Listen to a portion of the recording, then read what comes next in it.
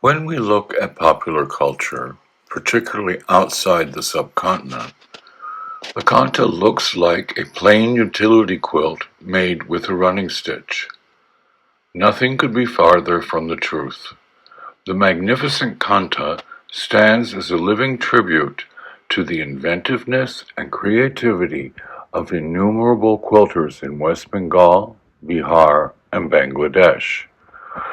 Granted, layered saris quilted with the running stitch, also known as the Kantha stitch, are widely available throughout the region, and, strangely enough, in many other places. This quick introduction of the numerous types of kantas places it among the most important quilting genres on the subcontinent. Let's start with what is a utility quilt. The utility quilt is a basic unadorned quilt similar to those manufactured throughout the subcontinent. They are simply layered material, mainly old saris, quilted with a running stitch without any designs. The utility kantha is just one of the 5 types of kantha. Previous research categorized kantas in a variety of ways, including their use, provenance, and religious significance. These distinguishing qualities are crucial, yet utterly arbitrary.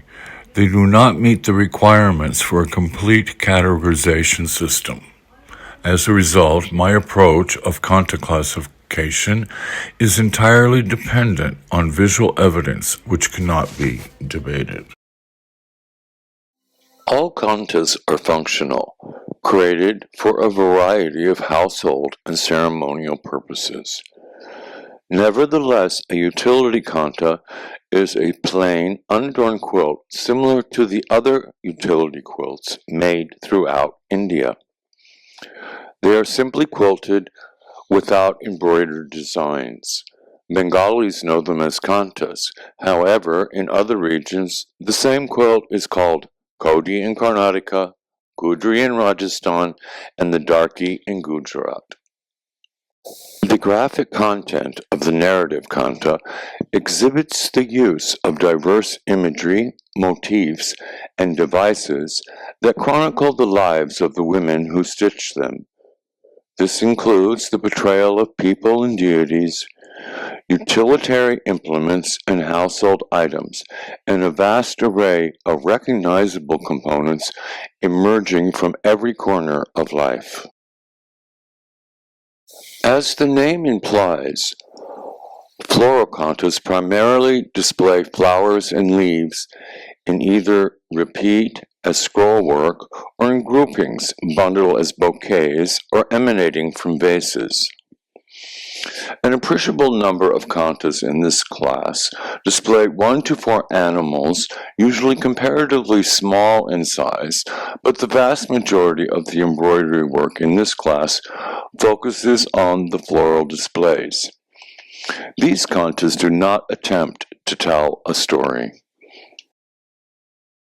The geometric kantas are characterized by decorations of lines and shapes generally used in repeat patterning. Diamonds, squares, and grids dominate this class of kantha. There are many other recurring devices as well, including circles, wave patterns, and border designs, either commonly seen on saris or of the quilter's own imagination. The geofloral class emerges because some kantas are equally geometric and floral and cannot be easily placed in the 2 foregoing classes. They often exhibit a grid with flowers in the center of each section, or use a floral motif in a geometric manner combined with a secondary geometric shape. So the next time you encounter a utility kantha, remember that there are 4 other classes that represent a living tradition of the quilter's art.